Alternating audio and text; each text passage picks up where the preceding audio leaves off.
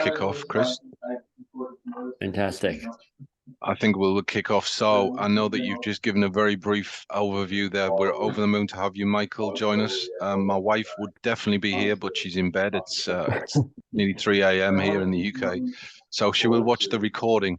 As Michael mentioned there, he's a best-selling author of probably the book or the number one book in coaching, and he's a fantastic speaker. So I know that you're going to have a wonderful hour. I think the topic area is very resonates with me and with everyone. If we could just get along with everyone or nearly everyone and build better relationships, I think the world would be a better place right now. So definitely is is a relevant topic. If I could ask you folks, if you aren't going to speak, just to speaking at the moment, just to put yourself on mute. Michael will ask questions, and so there will be some comments in the chat and stuff like that. If you have any questions, jump into the chat room. And if you haven't already, if you could just put in the chat your name and organization, that would be fantastic. That way we will be able to get Michael's fantastic new book to you in the next few days. So without further ado, I'll hand over to you, Michael. Brilliant. Great to have Thank you with us. Yeah, so I'm going to talk to you for about an hour, but I'm not going to talk at you for an hour. It's going to be a really interactive session. I'll keep you on mute, but we're going to really blow up the chat. And we're going to use that a good deal. This is called How to Work with Almost Anyone. That's the name of the new book as well. It's basically, of all the books I've ever written, How to Work with Almost Anyone is the best title I've ever come up with, because you immediately want to do this and you already know that who your almost people are. You're like, yep, not that person and not that person. But everybody else, it would actually be pretty useful to work on that. And the whoever's got their not yet on mute yet, if you can find that mute button and hit it for us, that would be brilliant. Here's my working thesis. Your happiness and your success, so the impact you have in the work and how you feel about yourself and how you feel about showing up to work, is dependent on the working relationships that you have. Work happens to people. Lots of us have heard the saying, people join organizations, but they leave managers. And you've probably had that manager, and you may have even been that manager, the one that people want to leave. So your happiness and your success are really a big impact on that. Hey, Al, yeah. I think it's you, because I'm seeing your name flashing up. Al, if you could hit mute for us, that would be amazing. Thank you so much. But so here's how I'm going to check us out. I want to start by actually asking you how you'd like to show up here. So I've got a question for you. And in the chat, I'd love you to put me a number between 1 and 7. 1 is low, 7 is high. How focused are you planning on being with me over the next hour? How focused? 1 is a bit like Al. I'm already on another phone call. I'm making things. I'm busy. There's chaos happening in one corner. I'm trying to type emails. And really, I'm a bit scattered. That's what a 1 looks like. A 7, on the other hand, is like, I'm really intending to show up with real focus over the next hour or so.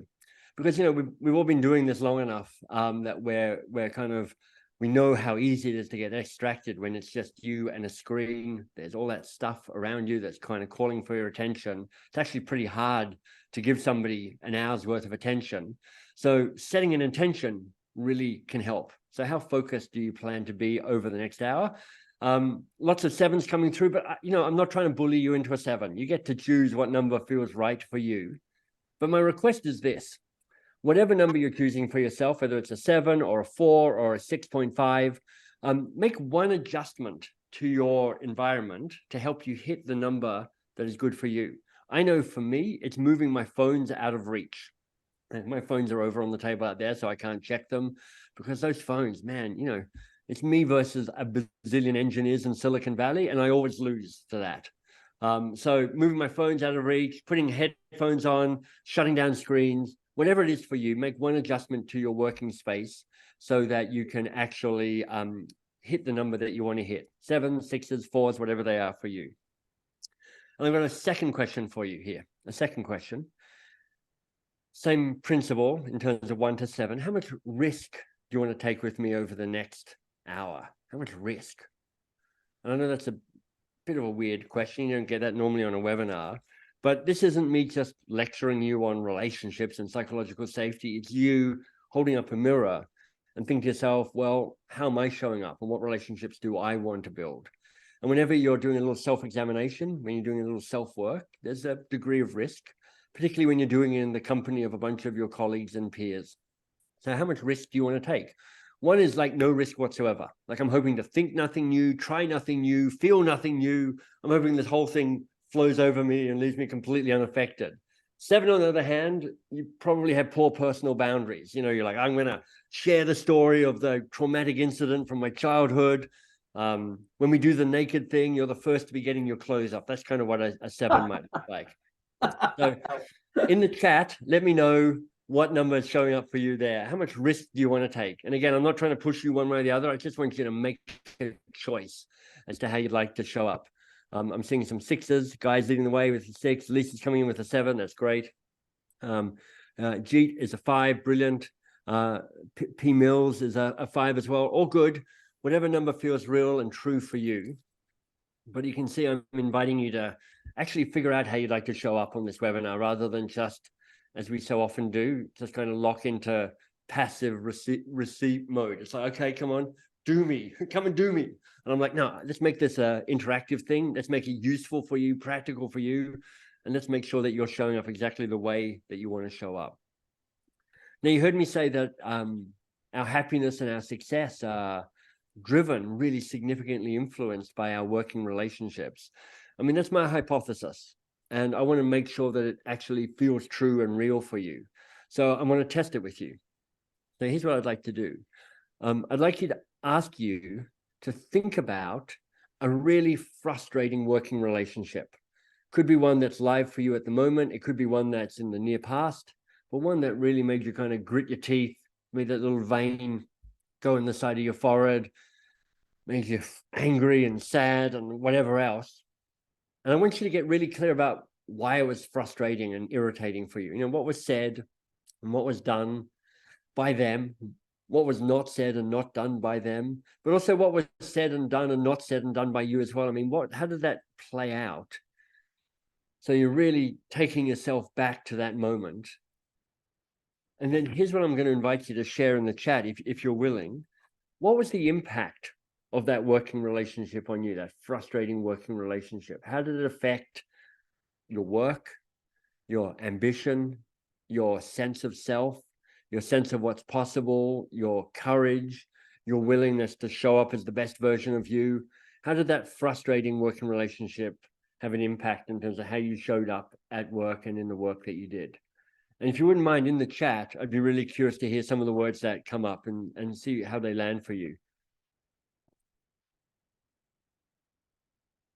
I know some of you are typing away. Created stress. Yep. And just stress and distress from Lisa. Frustration from Ian, for sure. Held back. Yeah, you got that sense of kind of being kind of chained in and locked in. What else? How else did this impact you as you think about it? Yeah, it totally eroded my sense of self-confidence. It's extraordinary how that can happen, where you start doubting the ground you stand on. You're like, I've got a track record of being able to do this, and now I'm not sure about that. Demotivated, disappointed. Fantastic. Yeah. So often when I ask this question, what I also see are things like, well, I quit. I just was up and I'm like, I'm done with this. Or I didn't quit. I just sat there in a puddle of misery for however many weeks or months or years. Question was, the behavior was okay. What was the point? Yep. Thank you for that, TXA. Unvalued, unappreciated. If there's a word that for me sums up so much of this, the word is diminished. You shrink. Your confidence shrinks, your sense of self shrinks, your willingness to step into what's difficult or what's ambiguous or where the edge is shrinks. There's just this kind of shutting down. What you're sure of shrinks. You begin to doubt stuff that you didn't doubt beforehand. There's a way that whatever the best version of you that you want to bring to work becomes unavailable. It becomes diminished. It becomes just pushed down and made small. You play small. And this has impact just not on your work, but also on your sense of self. It's like, who am I in this world? How do I want to show up? What are my strengths? All of that becomes harder to reach. So shut me down. Jeet ended up seeking and taking another job. So sometimes you end up losing some of your best people, or you're like, I am one of your best people, and you're losing me because of this working relationship. So that's the dark side of it. But let's turn on the light and go to the other side. Now I want you to think of one of your very best working relationships. Hopefully one that you have now, but maybe one in the near future, in the near past.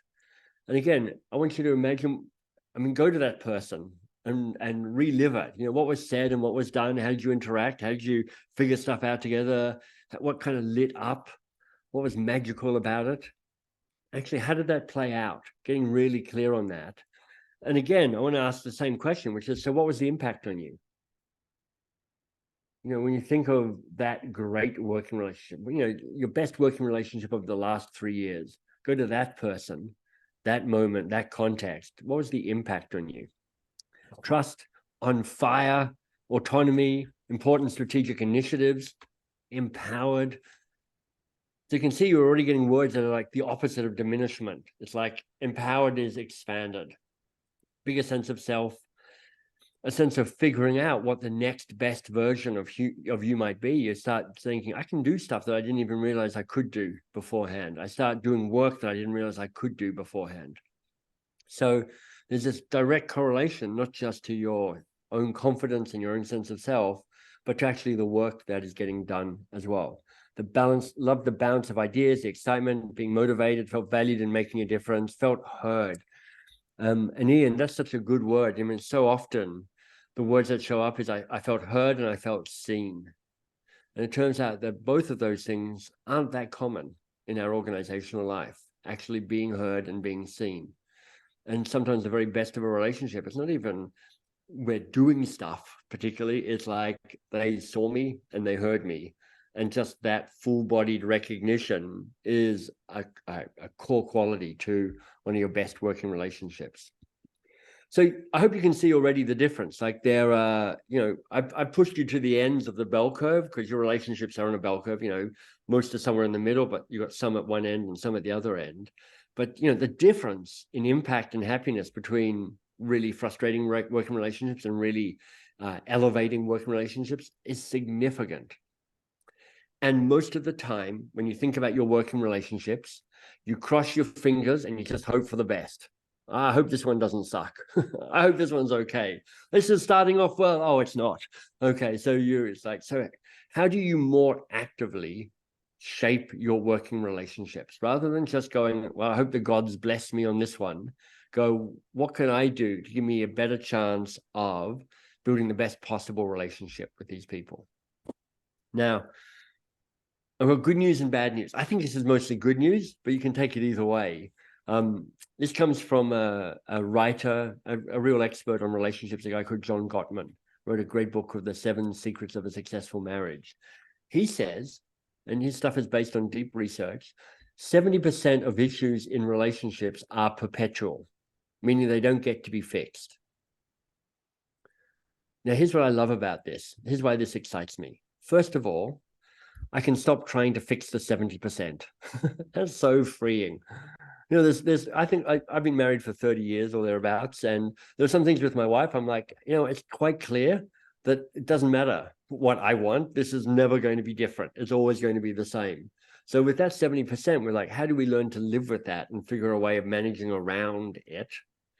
But then it says that means 30% of issues are solvable.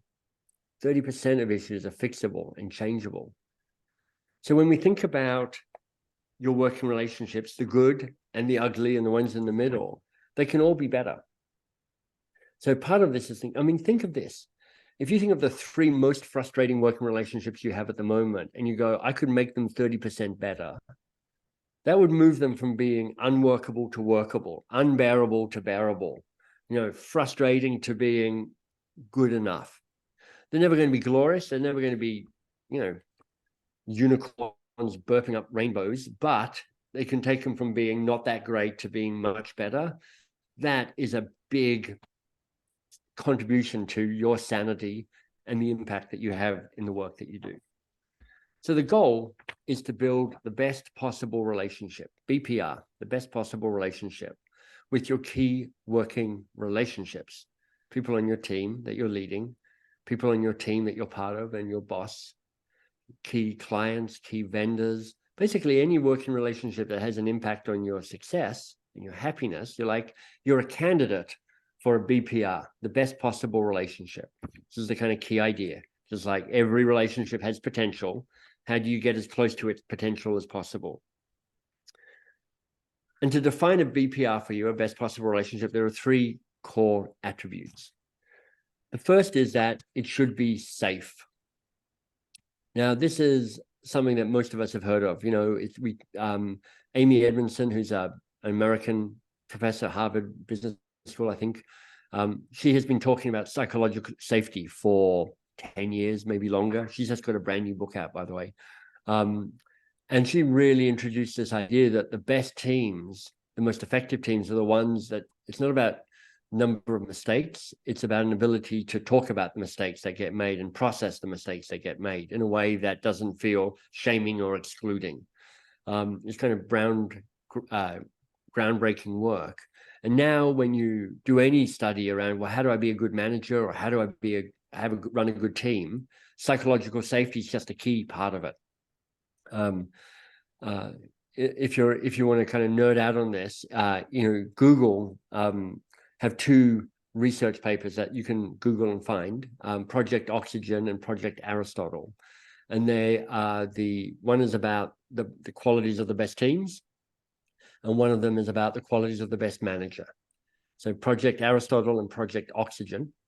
And should you go down that and look those up, you'll find that psychological safety is kind of woven through all of those. For best managers always create psychological safety, best teams always have psychological safety. So when I think about safety, it's like, how do you remove the fear so people can say what they want to say, show up in the way that they want to show up, give them the best chance of bringing their best self forward. But here's the truth. I have been in some working relationships which I felt very psychologically safe, and they've been a bit boring, just a bit smothering, a bit kind of, it's like a warm bath, but not in a good way. I'm like, it's all a bit much. And I want more than just safety. I definitely want safety, but I want more than just safety. So the second attribute, along with safe, is vital. So you want a relationship that is safe and vital. And part of what I like about the word vital is it means essential, but it also means full of life. So if the first one's about psychological safety, this is about psychological bravery. Are you willing to push each other? Are you willing to challenge each other? Are you willing to step out to the edge? Are you willing to try new stuff? Are you willing to figure out the hard stuff together? That's what a vital relationship has. It's not just safe, but it has a way of kind of sparkling a little bit, kind of bringing it to life. So safe and vital are key parts of it. And you can guess that in any working relationship, the mix is going to be slightly different. Like if I'm trying to set up a working relationship with Guy, who I can see on screen, Guy and I would have our own kind of pattern around what safe and vital looks like between us. And if I'm trying to set it up with Lisa, well, she and I would have different ways of defining safe and vital for us. So safe and vital is one. Hey, ADJ, I should say. If you wouldn't mind muting, that would be great. Thank you. The third attribute, safe vital, is repairable. In other words, how do you fix the cracks? And this doesn't get talked about very much. But, spoiler alert, I can promise you at some stage, every working relationship gets dinged, gets cracked, gets bent, goes off the rails a little bit. Sometimes it's spectacular, lots of shouting and hand waving and drama queening.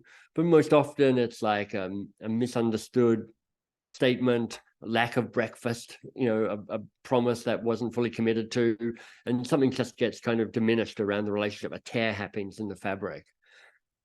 And in reading lots of relationship writers and researchers, as kind of the study for this new book, How to Work with Almost Anyone, one thing that becomes clear across all of their work, the relationships that last are the ones that get repaired. That's part one of the insight. Part two of the insight is most of us suck at knowing how to repair broken relationships. Most of us just put our head down and carry on. And that works-ish, because you got to keep working with that person, and time heals some wounds. So it's okay. But often, if it's the fabric's been torn, it doesn't make its way back to being what it used to be. And there's an insight that comes from the world of retail, which is useful here. If you're a retail brand and you screw up an interaction with a customer, but then you do an amazing job at fixing that screw up, they are 10 times more likely to recommend you than if you'd just done a really good job the whole way through. It's kind of counterintuitive, but if they're like, just do a really good job, you're like, you almost don't notice it. But if they make this kind of like, oh, that was terrible, oh my God, they've blown my mind as to how well they fixed that, you will tell people about that. I mean, honestly, if you're in a retail brand, you're like, we should build in a deliberate mistake in the first 30 days, and then the process to make them, to fix it for them, because that will actually build our brand. It will actually help our brand. And I think the same is true with relationships, which is, if you are able to actively say, this has been damaged in some way, let's see if we can make this better. There's a way that you take that relationship to being better than it was, because it's shown a commitment to the relationship, a commitment to fixing it, a commitment to kind of trusting it. There's a real benefit to that. So safe and vital and repairable. You can see the trilogy that is part of a BPR. Here's my request in the chat, if you wouldn't mind. Which of those three do you think you're best at? I mean, my guess is you're probably good at all three in different ways. But if you had to name one to say, this is the one that of all of them, I'm kind of most on top of, I practice most regularly, I'm most likely to be known for, which one would you say it is? And I'd be curious to know how it shows up for each of you. I'm just reading Jeet's note about psychological safety. So Kayab is going with safe and establishing trust. Yep, that's great. How about for the rest of you? What's your go-to of those three, safe or vital or repairable? I know for me, it's probably vital. I like the edge. I like pushing it a little bit. It means that sometimes I'm a little bit blind to safety. TXA is coming in with vital, fantastic.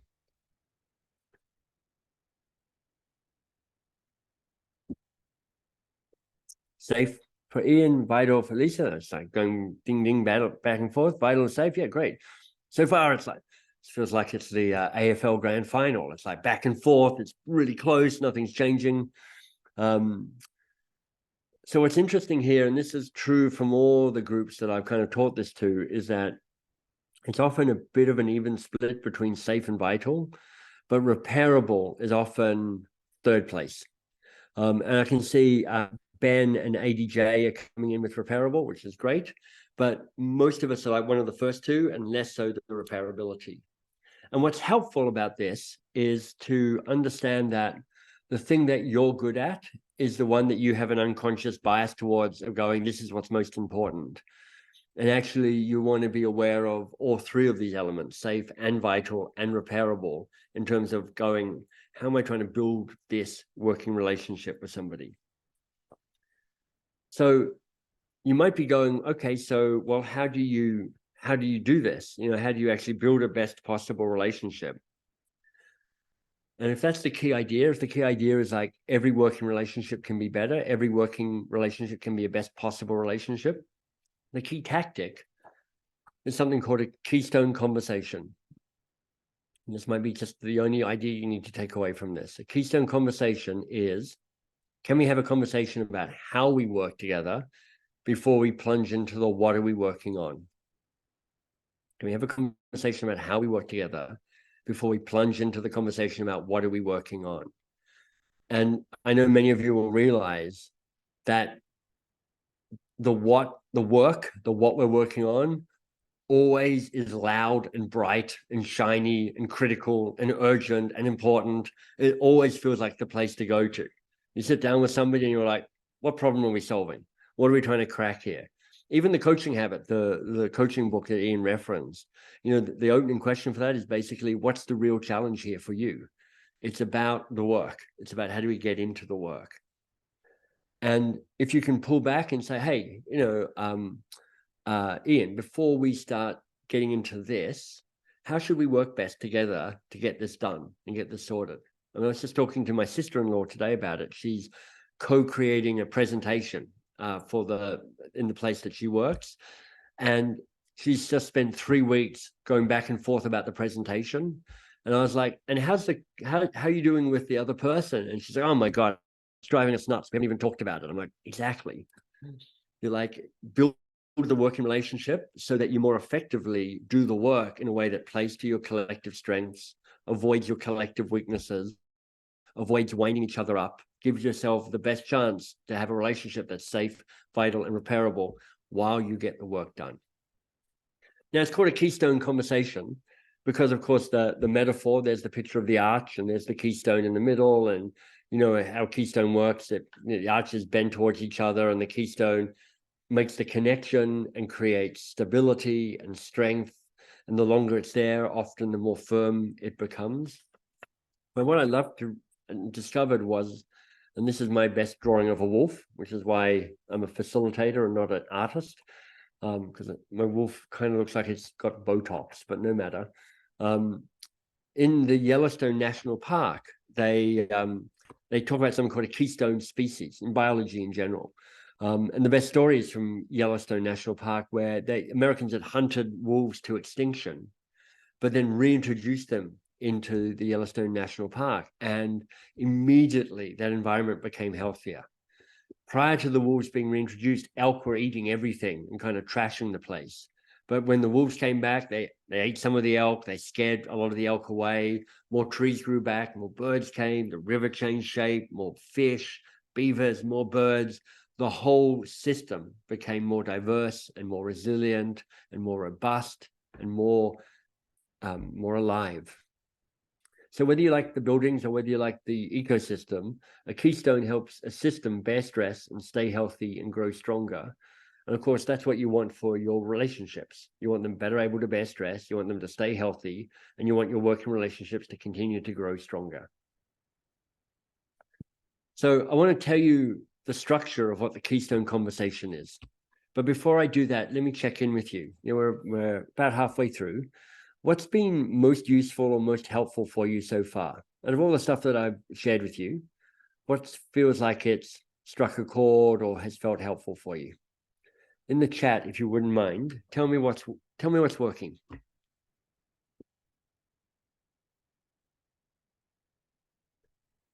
The 70-30, I know, it's kind of mind-blowing, isn't it? I felt the same when I read it, which is like, oh, right. I should just stop trying to change the stuff that is perpetual and will never change. What will change? What is available? What might be mutable a bit? And how do we focus on that? And for me, the other thing that was really helpful about that was just going, I could improve the really hardworking relationships up to 30%. That would move them out of the sucking deeply zone, just to the not great, but not terrible either. The BPR for Carolyn, just that idea. The power of conversations for P. Mills. Yep.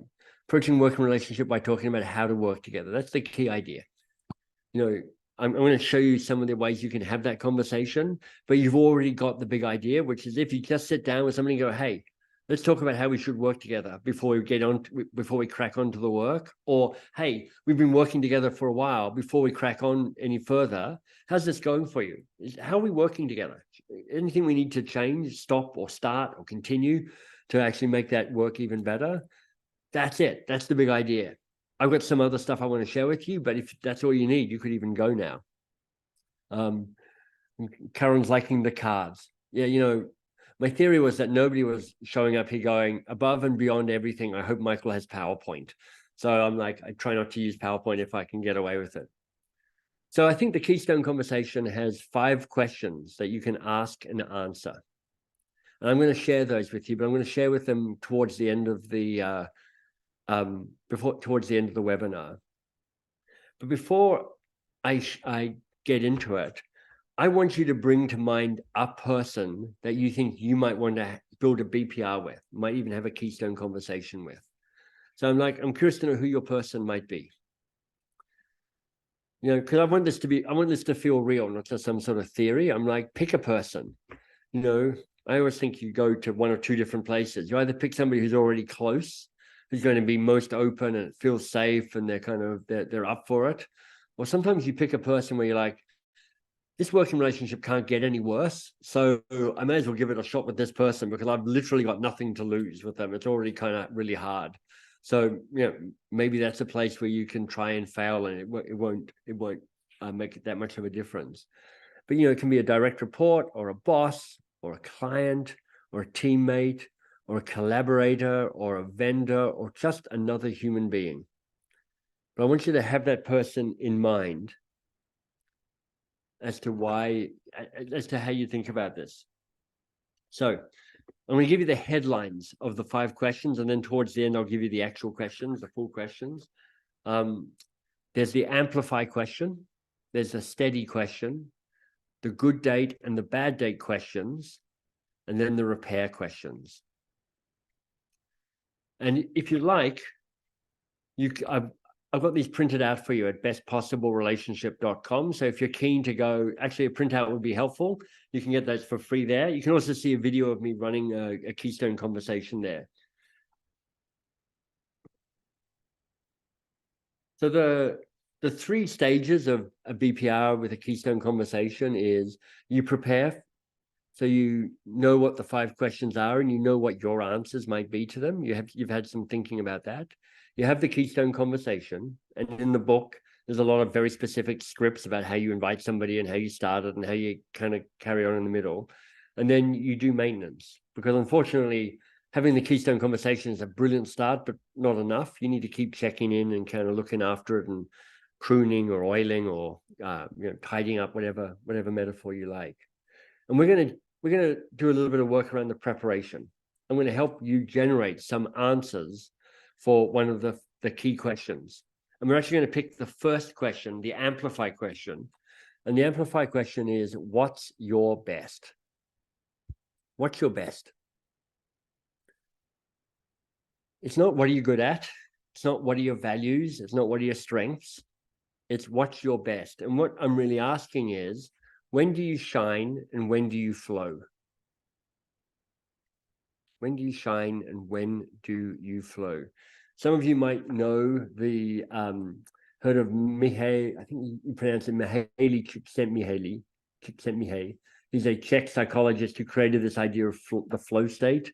Flow state is when you're locked in and it's amazing, and time speeds up and slows down, and you're learning and you're growing, but you're kind of in the zone. It's amazing. Hopefully you've all experienced that flow state.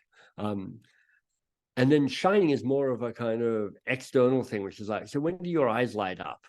I mean, you've seen people when they're shine, when they're just like, oh, I'm great at this. This is fantastic. And they're kind of ting that, what's that for you? And my request is this. You don't have to share this in the chat, but I want you to do this work. What are 7 answers you've got to when do you shine and when do you flow? 7 answers to what's your best. Now, some people on this call are like, yeah, I'm on it, Michael. I'm away. I love this stuff. I'm all into self-help and self-awareness and know thyself. And you're just banging out the answers. That's great. And some of you are like, this is hard. I don't know how to answer this. I've never quite thought about it like that before. So if you're finding this a bit hard, and a lot of people do, I've got a couple of things to suggest. The first is to say this is a first draft of your answers. And as a writer, I'm a very big believer that the first draft is always crap. And it always is. It's like, it's not what was in my head. I'm trying to find the right words. That's not quite right. So you're just getting a first draft down, because a first draft is incredibly powerful. It gets the wheels rolling, but it doesn't have to be perfect. It's just your best guess so far. And then the second thing is, I'm just going to take you to 3 different lenses, 3 different windows, if you like, to look in on your own life and see how you might answer it. So one is, you might think about the projects that you work on. This is the stuff that you do. When I think about, for me, I'm like, so one of my best is presenting. I hope you can get a sense that I like this, and I'm good at it, and eyes are shining and I'm feeling that I'm having some fun. But it's also often designing. Like I like the moment of creating the key ideas in a book and creating an arc so people go through them, or designing a webinar that feels interesting and useful and engaging. So what's the work about when you shine and when you flow? Second is, what's the people situation when you shine and when you flow? For me, I've got a number again, but one of them that's true for me is when I'm working by myself. And I know it's a little ironic. It's like I've written a book called How to Work with Almost Anyone, and my secret is don't work with anybody, work by myself. But it's true that, I really like being in my room and kind of figuring stuff out in my own head. Some people are like, that's terrible. I need people around me. I love a brainstorm. I love a team thing. I was just talking to a friend the other day, and she's like, I like my work, but I miss being on a team. It kills me. I love playing that mentoring team role. And she doesn't have it at the moment. And then the third element you might look at is, what are your patterns? What are your kind of core behaviors, core values? I don't tend to ask people what their strengths are so much. Some of you may know the Strength Finder stuff. You get a list of 30 strengths and you order them and you get presented your top 5. But when people tell me what their strengths are, I never quite know what to do with that. I'm like, that's fantastic, but it doesn't help me. Whereas your answers here are about giving me clue. If you and I are having this conversation, I'm like, tell me what your best is so I can get more of it. I don't know. I'm making all this stuff up about you at the moment, just like you're making up it about me. So tell me about your best. And if you're willing, and again, only if you want to, this is the question of how much risk are you willing to take? Well, here's one of those moments. I would love you to share one of your answers in the chat. I appreciate for some of you, it's like, it's not a great draft of my answer. And I'm like, that's great. It's the first draft. There's something pretty powerful about claiming it, saying it out loud for some of us, and maybe for all of us. So if you're willing, put one of your answers to what's your best in the chat, just as a way of kind of putting it out there and seeing what it sounds like in public. You've got a group of people around you here who are kind of on your side. So Tayab is like collaboration, fantastic. And of course, the more specific you can be about this as you give answers to people, the more helpful it is.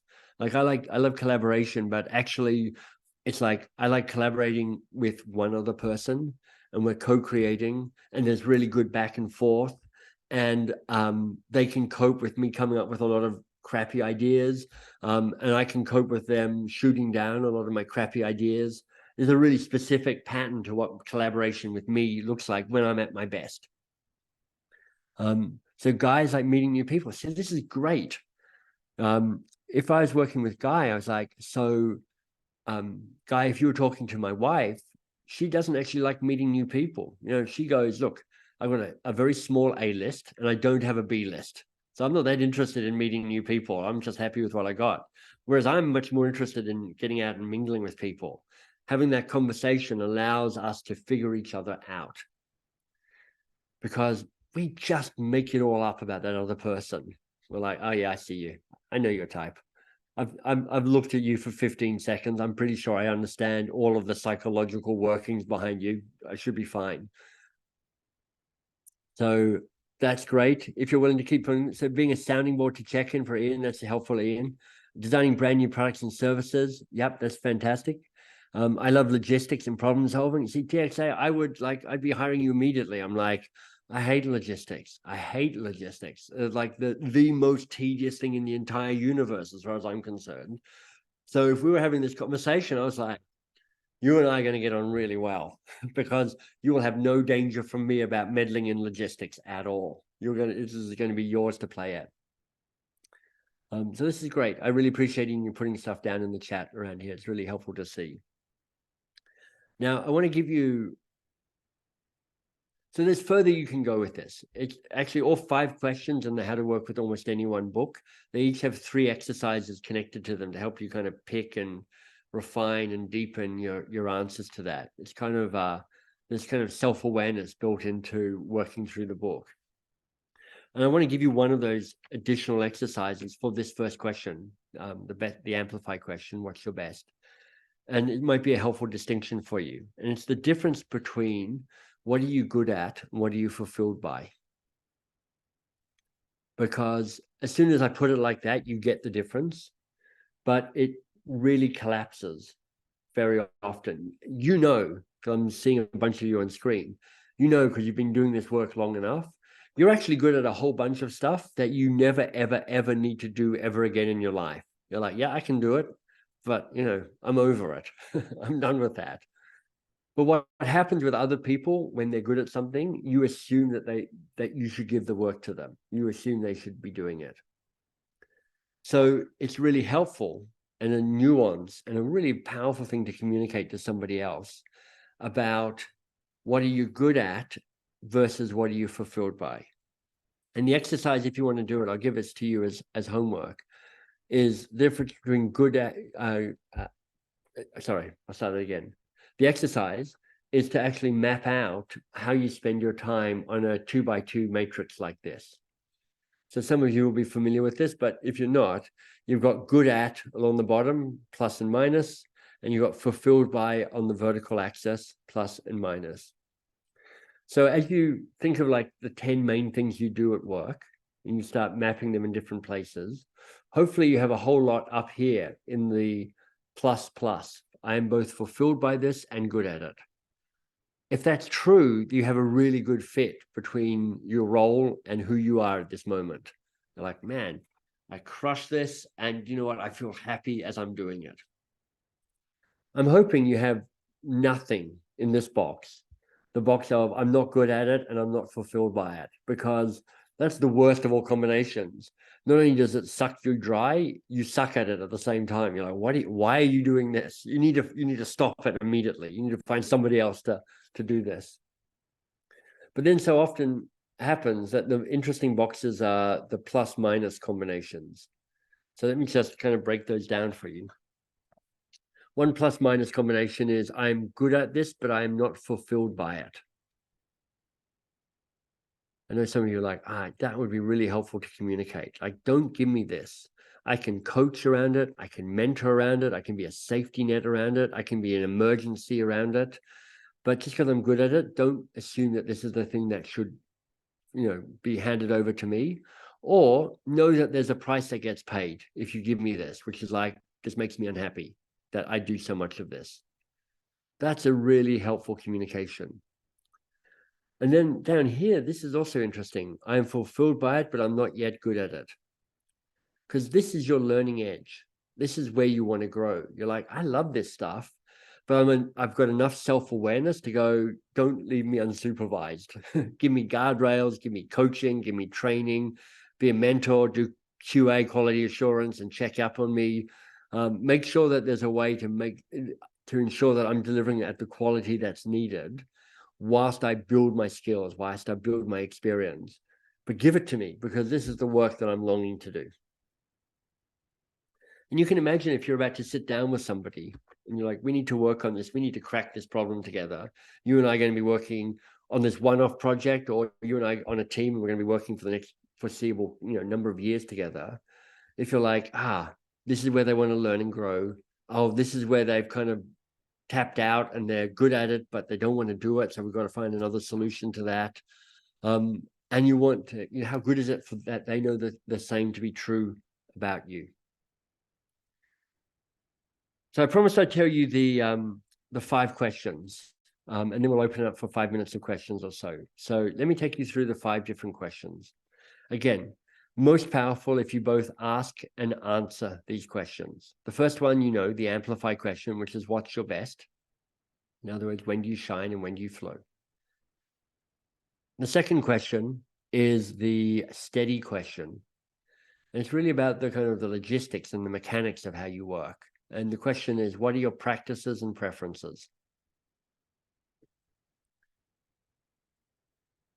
We've all got these little quirks about how we like to get stuff done. And we assume it's normal, but it's different. And it can be quite irritating when somebody does it in a different way. As a very small example, I use Asana to do project management and task management. 20 years ago, I worked with a guy called David Allen, who wrote a famous productivity book called Getting Things Done. And he taught me every task should start with a verb. You can't do a to-do if it doesn't have a verb in it, because it's not clear what the to-do is. So you need to start a to-do with a verb. And now I've got absolutely uptight about that. I'm like, if anybody assigns a to-do to me and it doesn't have a verb, I just get unreasonably twitchy about it.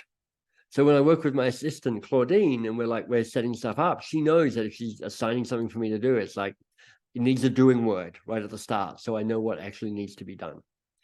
And so just like, a morning person, afternoon person, Slack, email, sometimes it's things like, let me tell you what my name is. Like my name, might see it on screen, is Michael Bungay Stanier.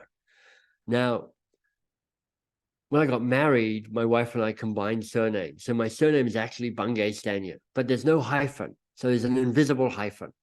And everybody freaks out about the length of my name. I once got a letter addressed to Michael Banging Spaniel. I mean, it's like people have made all sorts of complicated, wrong assumptions about my name. So, and I don't like to be called Mike. I'm like, my name's Michael. There are 3 people in the world that call me Mike, my mum and my 2 brothers. That's it. So I just like have these conversations so I don't have to explain that I don't like to be called Mike, and actually Bungay Stanier is actually my surname, just because it means I just don't have to sort that out somewhere down the track. It's a minor thing, but can make a real difference. The good date and the bad date questions. The key insight here is that patterns from the past repeat again in the future. They will come back. So what can you learn from past frustrating working relationships that's useful to communicate to this new one? What can you learn from past successful relationships that you can communicate as part of this new one? And for the bad ones, it's really helpful for you to understand your behavior in those bad ones. This is what I do to contribute to dysfunctional working relationships. So often we want to blame the other person because they're annoying and they let you down and they're sociopath or whatever.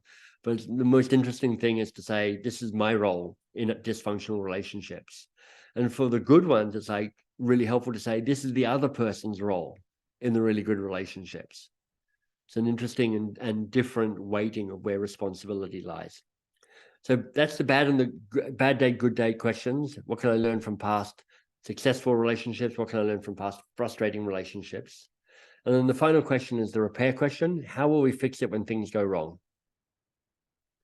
And the power in that question is it says things are going to go wrong. How will we fix it? And the answers are almost less interesting than the fact that you're having a conversation that says we are going to try and fix it when things go wrong.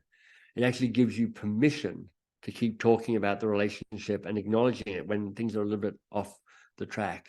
Because, the first time something gets screwed up a bit, everyone's like, do I mention this? Do I not mention it?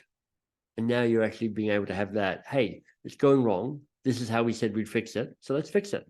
That's going to be a better relationship, a longer term relationship. If you wanted to have a single call to action around this, what I would offer you is this. I'd love you to be the person who takes the lead in building a BPR. Because let's acknowledge it right now.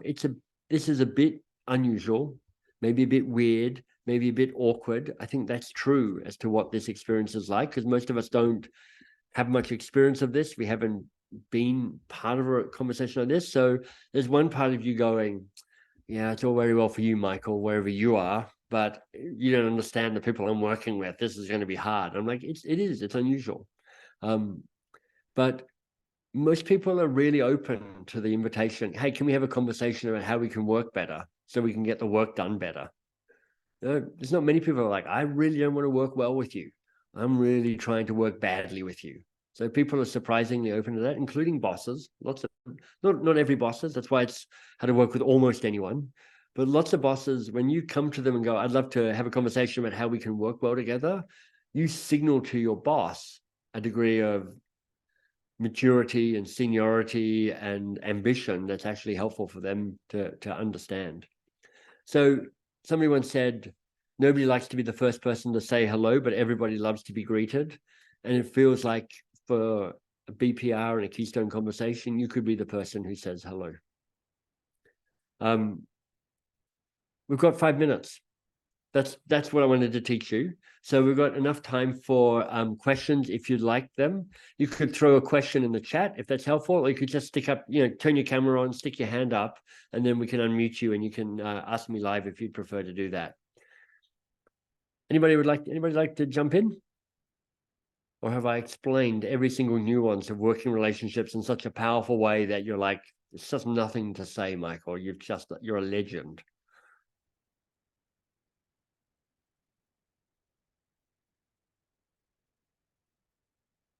Well, that might be the case. Ian, let me pull you off mute and go, Ian, first of all, if you had a question for me, what would that question be? I guess my question was, if you were talking about not all bosses are like that, what would be your advice? What would be your advice if you're in that relationship and you're finding it very difficult? Leave? Yeah, not necessarily leave. A tool I use is like every choice you make has prizes and punishments. So if you decide not to have a conversation, there are prizes and punishments to that. If you decide to have the conversation, there are prizes and punishments. And your job is to look at that and not just instinctively make the decision, but try and weigh up the choices. If I had this conversation, what would be at risk, but what might be the reward? If I don't have the conversation, what do I get from maintaining the status quo, but what's the price I pay for the status quo? And you weigh it up, and then you decide what to do from there. You're always at choice. And sometimes the best choice is to go, I've just got to grit my teeth and bear this for a bit longer because it's too hard to leave. It's too hard to disrupt the way that this works. This feels toxic or frustrating or whatever. But I do think there's a way that we assume too quickly and too often that relationships that are not quite functioning are irredeemably broken, or irredeemably they have to be this way. And there's an opportunity to refine those. Cool. Thank you. Yeah. I have a question. Caroline. Michael. Oh, yes. Hi, thanks. Great presentation. Really enjoyed that. So Right. appreciate that. A question I have is what happens if there isn't safety? So the first element of the BPR, if you don't have a safe relationship with the person, then what would be your advice then in terms of having the Keystone conversation? I guess can you have it if you don't have that, or how do you tackle it differently? Yeah, insightful question. Thank you, Caroline. I guess my question would be, what do you think would be possible as a conversation if with the degree of safety that you do or you don't feel with another person? Because it could be simply going, hey, I just want to check in one thing with you. If there was one thing that you and I could do differently to make this working relationship a little bit better, what's the one thing? And that's it.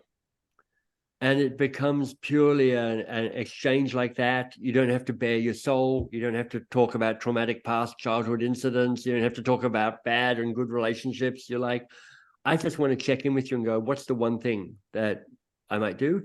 And then you might weigh their answers with a degree of skepticism around, yeah, but do they believe that? Are they making that up? How much do I trust that and operate accordingly? There's a way that you want to keep yourself safe 100% around that. I'm encouraging a little more courage to kind of do the small things and test it out. It's like, well, what is possible that would feel safe enough for you to take a risk with this person? Yeah, great. Thanks. Yeah, thank you. Yeah, Val. Hi. Michael, can you give me an example of using a verb to start your to-do list? Yeah. Write an email to Ian. Send a letter to Bob. Call Simon and say, I can do this. Schedule a podcast interview with whatever. Right. So those are all kind of like, here's the action that needs to be taken, as opposed to what sometimes shows up, which is like interview with Bob. And I'm like, am I conducting it? Am I setting it up? Am I asking for it? What are we doing here? Okay, thank you. Yeah, great. That's a good specific question. Thank you. Lovely. Anybody else? Well, thank you for having me. Ian, let me hand the baton back to you. What needs to be said to be complete? Well, what needs to be said first off is, Michael, thank you so much for that session. I really enjoyed it. I think everyone did. There's a lot of comments in there, so thank you for that, and the positive comments coming through on the chat. Michael's book, you will be able to receive one of those. If you haven't already, please just put your name and your organization into the chat, and you will be getting some messages from us to get his fantastic book via the mainstream community platform. So you will be able to get that through there. Is there any more questions? I think there's a few. I think one question for David Stevens. You just came in at the end there, mate. So thanks for joining us at the end, but you will be able to get the book. So thanks for joining us just at the end, and the recording will be available as well. I'll watch the recording, Ian. I think I missed daylight saving time. You did, but Or brilliant, making mate. jokes at the start of the presentation, David. Sorry, mate. Yeah. I will watch it, but Michael. Thank you. But yeah, fantastic. I don't know if I've missed anything else, Chris, or any of the other folks. Have I Yeah, missed I would anything else like that we need to say? I'd love Lita. to add as well to what Ian said. What a great presentation, Mike. Only joking, Michael. you And did so that. it was really, really thought-provoking. And this is the beauty of what we at Mainstream like to do, is bring in people like you with a human conversation.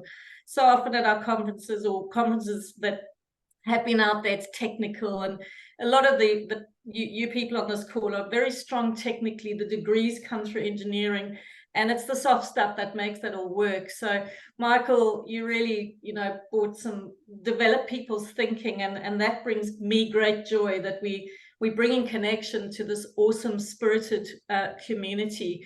So thank you. Really, there are a lot of you here on the call who've been to Mainstream and who know that it was created on the essence of the human stuff, with processes and technology, of course, added in. But that is really important to us, and you all important to us. And it was amazing to have everyone here. And in fact, we're going to put on really quickly, I think Chris is going to quickly put on a link. It takes only 20 seconds just to give your feedback on the session. It is always important to us what you think, what you felt, what you got out of it. There's going to be a link now posted by Chris. I see that in the chat. Yep. That link's been in there now. There it is. If you wouldn't mind filling that in, and I'm sure it's going to be all amazing, isn't it, Michael? We've had a few master classes, and this is new to us. We've built this platform and hub for the community to join, so that you can connect on an ongoing basis, not just at the conferences and in our training, our public courses, or internally, but the opportunity to keep talking to each other. There's always gold to find from each other, and that we will continue to deliver awesome master classes like this. So, as well as podcasts, and you'll find all sorts of things on there. So there's another link from our community manager, and Sumi, who's full-time on the hub. And brings great pleasure. I know you shine, and Sumi, through seeing people come on and seeing people connect. And I know Base Systems is on this call. They formed a group on it. So you can do all sorts of things on there. But most importantly, thank you, Michael. I think you've made everyone's day, bringing that human element to your work day. Maybe the next conversation you have at work, you might reflect on being brave. Where there's risk, I always say, there's reward. So thanks for having me. Yes, Thanks, everybody. thank you for being here. Bye, everybody. Cheers, everyone. Bye. Cheers, folks. See ya. Thanks, everyone.